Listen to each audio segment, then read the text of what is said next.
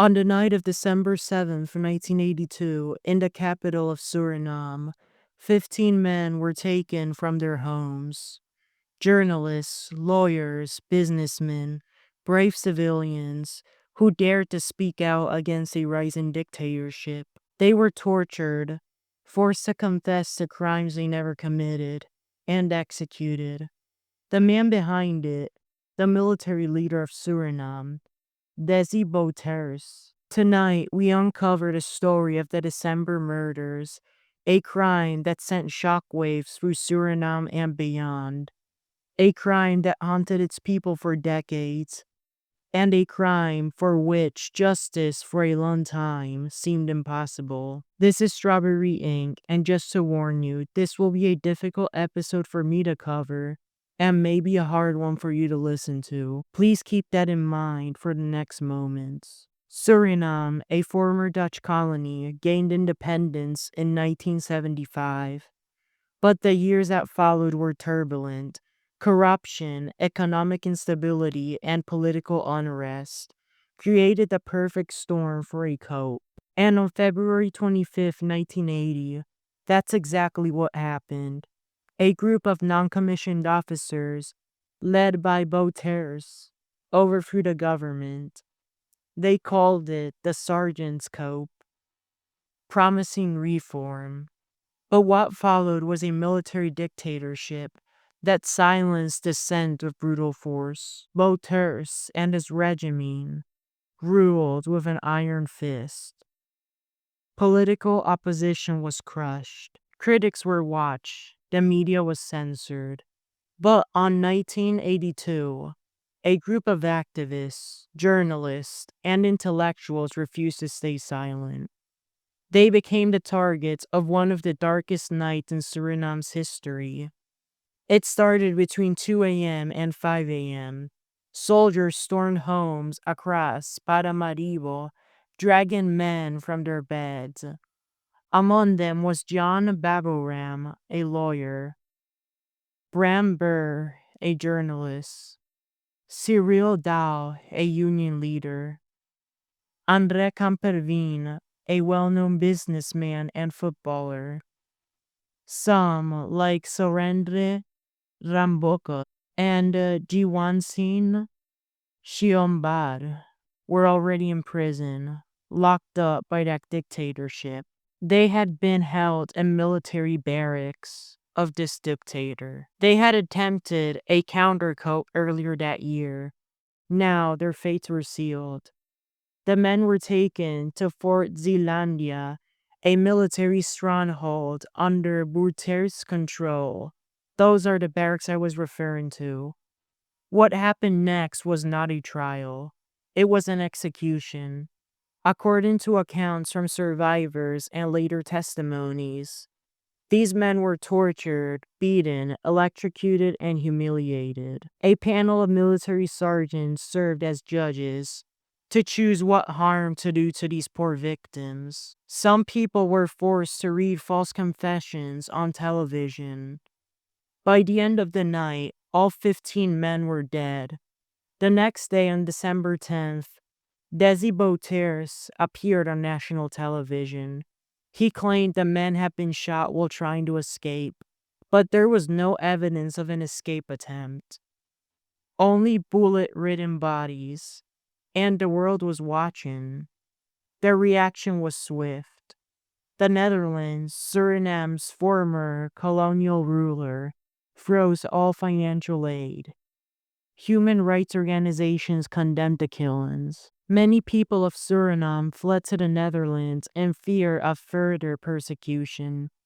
But despite the international outcry, Bouterse remained untouchable. For decades, he denied any direct involvement in the murders. I would like to pause and apologize if I'm pronouncing the names wrong. This is new to me. On December 8th, the year of the murders, the Catholic Mass was held on behalf of 11 of the deceased victims at the At Alphonsius Church in Paramaribo. Suriname's 4 main funeral homes were in charge of organizing masses and a visitation before each mass. for each of the victims that died from the actions of this government. Each visitation was conducted at the churches before the mass started. They were all held in Paramaribo. The funeral homes were Handard, Henep, Poesia, and Stichting, all four working together. There were 4 deceased victims who had their own funerals. In Paramaribo, visitation at Mass was held for them at the Moravian Church on the 13th of December at different times of the day. In the morning, for Andre Camperveen, he was afterwards buried at the Annetshof Cemetery. In the afternoon, for Bram Bear, he was afterwards buried at the Hof Cemetery. Then in the evening, for Gerard Leckie, he was afterwards buried at the Cathedral Basilica Cemetery. At night, for Eddie Hoost, he was afterwards buried at the Marius Russ Cemetery. Everybody who died from this chaos buried at cemeteries in Paramaribo. Only one victim survived, Fred Derby. He had been released alive due to him being a labor union leader. This was a political move to calm the public down. He remained in the country but died of a heart attack on May 19, 2001. The Hamdard Funeral Home hosted his funeral. Visitation and mass was held at the Hervormd Kirk Church in Paramaribo. He was afterwards buried at the Marius Russ Cemetery, also in Paramaribo. 3 of the defendants had their charges dropped before trial. Another 3 died before this trial. Those 3 dead ones are Paula Bagwandas, who died of cancer on July 9, 1996, at his Paramaribo home, Roy Horb, and Bal Omar Rasin, who committed suicide by hanging themselves in their cells. These 2 I just mentioned were the only ones in custody. The rest awaited trial outside of jail. These 2 in custody had been held at military penal barracks, known as the Menria Boko Barracks. The case was heard at the District Court of Paramaribo for its first appearance, conducted by Judge Cynthia Valstein Montnor, and at the Suriname Court of Justice, where further proceedings including the trial was held. They were hosted by Judge Miranda Ditchkoff, who was responsible for deliberating a verdict. In 2007, a trial finally began. Yet justice moved slowly. Bouterse's influence was undeniable. By 2010, he had become the president of Suriname. And in 2012, his government passed an amnesty law that temporarily halted the trial. The case seemed doomed to remain unfinished. But in 2015, a breakthrough came. The trial resumed. The military court in Suriname's capital rejected the attempts to block the proceedings. And in 2019, a verdict was reached. Dési Bouterse was found guilty and sentenced to 20 years in prison. Even then, he refused to accept responsibility. Then he lost his appeal. In 2023, even then, he refused to accept responsibility. He later lost his appeal. In 2023, the Suriname Supreme Court upheld the convictions. The rest of the defendants had been acquitted, including one key defendant, Etienne Boerveen, the director's assistant. The rest of the defendants had been acquitted. The 6 others convicted besides this dictator were sentenced to 15 years in prison. As of April 2025, they remain on the run, escaping justice. Those 6 others are identified as follows: Iwan Dick Steele, Linus Armskirk, Etienne Borenveen, Jimmy Stalk, Sergio Gentle, and Harold Fraser. One of them died in 1997. Etienne Borenveen. Well, at least his loved ones believed he died. but really he vanished and somehow had been presumed dead, although there are no known details surrounding his death. The one prosecuting was attorney Raul de Mere. The attorney, on the other hand, defending the defendants was Ervin Canhai. 12 were acquitted, therefore they will obviously never face justice. Plus, Suriname law prohibits prosecutors from appealing an acquittal. But when it came time to face his sentence, Bouterse disappeared. For nearly 2 years, he was hiding, avoiding imprisonment. But on December 24th, 2024, Bouterse died, still a fugitive. The mistake made was not arresting him before the trial and detaining him in a prison. Due to him being a powerful figure, this could not be done. While hiding, he had developed a drugs and alcohol addiction, which increased over the years, causing liver failure.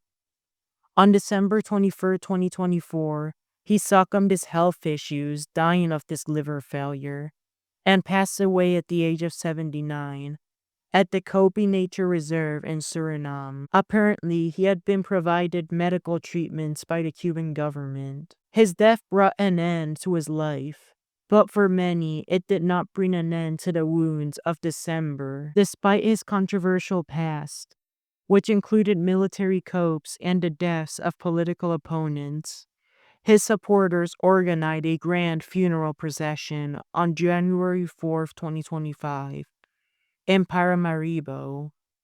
Although the government did not grant him a state funeral, tens of thousands of people gathered to pay their respects.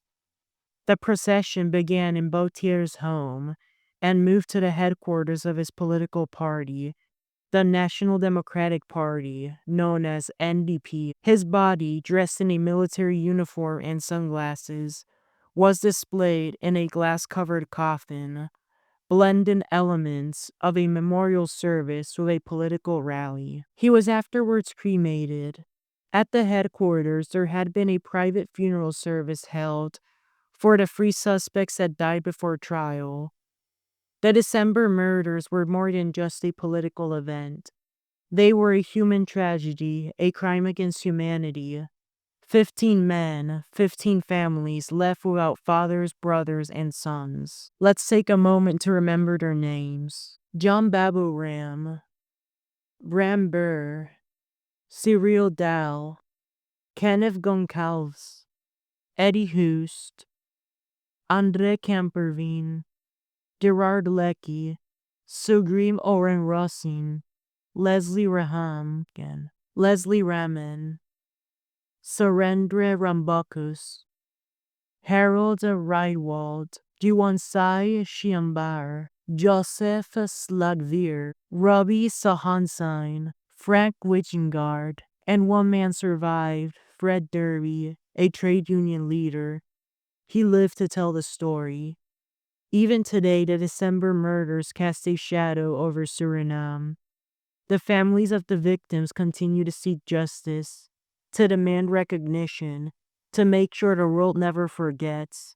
Because history has a way of repeating itself when we stop paying attention. This was Strawberry Ink. Stay safe, stay curious, and keep questioning the world around you. Stay safe, stay curious, and keep questioning the world around you. Let's not let the ridiculousness that occurred in this Suriname court happen again. That dictator and his people should have been imprisoned, but they got away with it.